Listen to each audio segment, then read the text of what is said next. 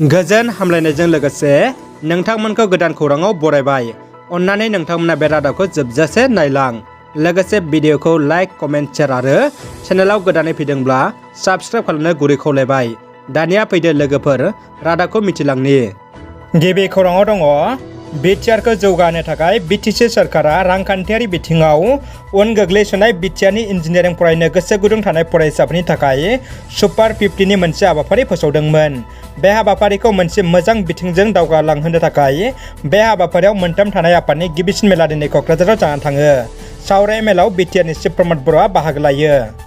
ब्रिटेननि गाहाय मन्थ्रि बरिस जनसनआ साननैनि गोनांथार हाबाफारि लाना भारत हादराव दावबायफैदों। बिथाङा दिनै गोदान दिल्लीनि राष्ट्रपति भवनाव भारतनि गाहाय मन्थ्रि मानगोनां नरेन्द्र मदिखौ लोगो हमदों।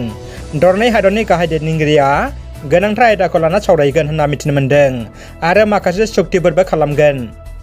दानिया फैदो गुबुन मोनसे खौराङाव राजखान्थिनि दुंबुर खौरां। क'क्राझारनि सासे गोख्रों गागि खौरांगिरि हान्थिगिरि नार्जारिया खौरांगिरि बिबान नागारनायनि उनाव दिनै इउपिपिएल दोलोआव हाबबाय।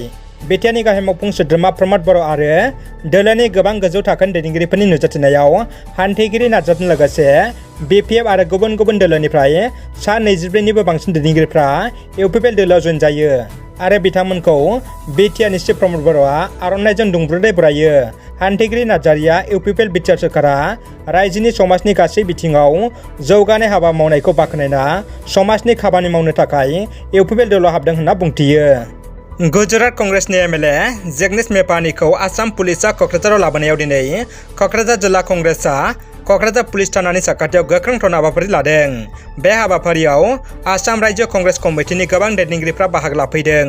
लोगोसे क'क्राझाराव रायजो दलनि एमएलए अखिल गगैआ नुजाथिफैदों। बिजेपिआ राजखान्थियारि खिचर खालामदों। एमएलए जेगनेश मेपानीखौ एरेस्ट खालामनायाव सरकारनि आखाइ दं होनना अखिल गगैआ बुङो। बिथां अखिल गगैआ एमएलए जेगनेश मेपानीखौ थाबैनो हगारनांगौनि गोख्रों दाबि दैखांदों। दानिया फैदो जोबथा खौराङाव आसामनि मानगोनां सावस्रि मन्थ्रि केशव महन्त बिथाङा दिनै क'क्राझाराव दावबायफैदों। बिथांखौ बिटिआरनि चिफ प्रमद बर'आ बरायो।